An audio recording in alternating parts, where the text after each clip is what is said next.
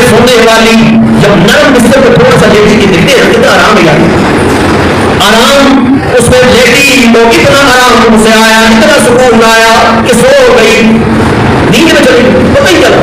ابراہیم ادہم رحمہ اللہ تعالیٰ آئے بادشاہ نے دیکھا خاتمہ میرے بستر پہ سو رہی ہے، بڑا غصہ آیا، تھوڑا ہاتھ میں کا 5-6 لگائی غصے سے۔ اب وہ ہڑبڑا کر اٹھی بیچاری، پہلے وہ روئی پھر ہنسی۔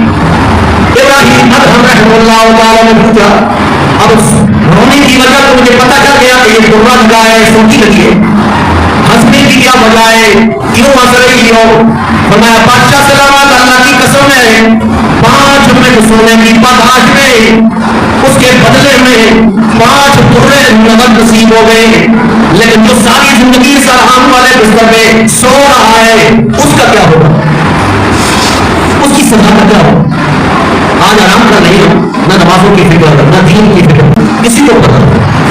نبی اکرم صلی اللہ علیہ وسلم نے ایک دن صحابہ سے پوچھا، اے میرے صحابہ یہ بتلائیے نا موت کو کتنا تم یاد کرتے ہو؟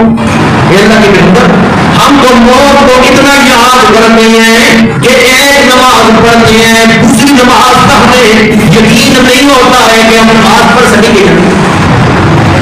نبی مہربان صلی اللہ علیہ وسلم نے ارشاد فرمایا میرے صحابہ موت کو بھول چکے ہو تم، وہ تو بھول چکے ہو، میں اللہ کا پیغمبر میری کیا حالت ہے، میں نماز کے اندر دائیں طرف سلام پھیرتا ہوں، اللہ کی قسم ہے مجھے یقین نہیں ہوتا کہ بائیں طرف بھی سلام پھیر سکوں گا۔